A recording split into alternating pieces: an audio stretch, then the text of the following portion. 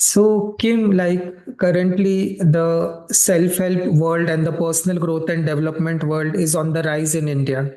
And like everyone is talking about self-help and personal growth and also the new age movement. Okay. So many people talk about reprogramming the subconscious mind. Okay.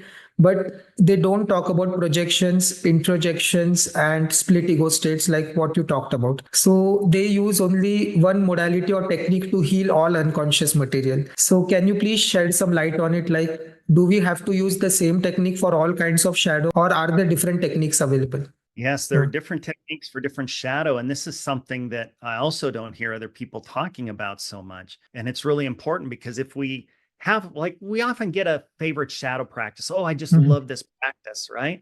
But it's only solving one type of shadow. If I use it on different classes of shadow, I can cause harm. So this is Mhm. my work on the shadow side of shadow work, which actually won an international award. Yeah, which is if we don't understand the three classes of shadow, we can actually cause harm by doing a shadow practice. Even if it's a good shadow practice, we can cause harm to people. So, for example, Neil, consider this.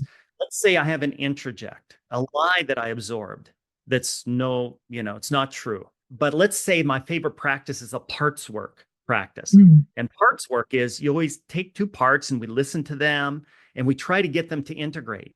Well, now what I'm integrating is a lie. I'm actually embedding the lie deeper into my being rather than clearing it out. And so if I really love parts work, I will automatically be doing parts work with introjects and causing serious harm to myself, thinking that I'm doing good work. The same thing if I do projection work. So I have to re-own something. If I re-own an introject, then what I'm doing is I'm embedding the introject even deeper. I'm trying to re-own it. So that's no good either. The same thing, if I'm trying to release an introject, that's good. But what happens if I'm trying to release a projection or a split ego state?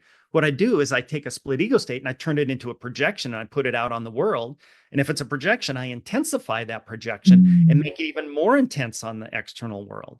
So all these expressive therapies that are intended for releasing introjects are often applied to split ego states, they're applied to projections. And now what happens is we're actually causing more harm because we're applying it to the wrong class of shadow. And this is what I did was I studied all these different styles of doing shadow work.